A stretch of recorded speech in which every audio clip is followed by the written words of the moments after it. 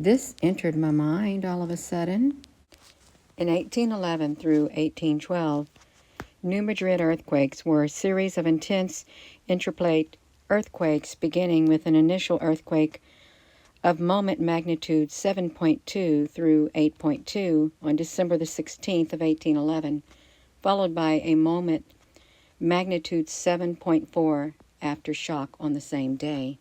Let's talk about frost quakes, and of course, as you might guess, it starts with the cold temperatures. Often we have snow on the ground, and with rapidly falling temperatures, it's going to have some sort of effect on what's going on underneath the surface of the ground. That's where we have soil, we have our groundwater, and as you might guess, the rapidly falling temperatures will cause that underground water to freeze and form ice.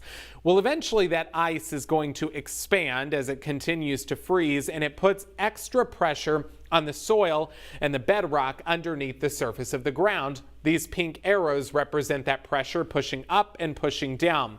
Well, as that pressure continues to grow, eventually there will be cracks that form in the soil and in the bedrock, and as you might guess, it is those cracks that form that can eventually result in loud booms or even shaking of the ground. It may seem similar to earthquakes, but it's not quite the same. Again, those red circles there that are shaking about represent the frost quakes and the effects that we may feel.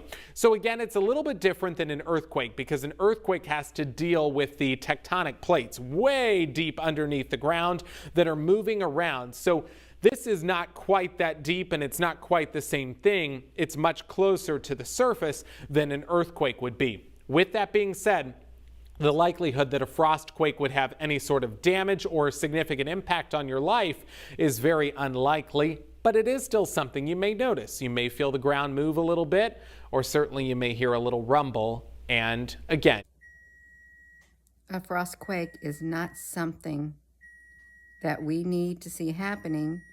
Gina, has a frost quake ever happened? Has there ever been an earthquake? Well, we've had them on the New Madrid back in 1811. The USGS New Madrid seismic zone from the, of course, you can see U.S. Geological Survey showing the New Madrid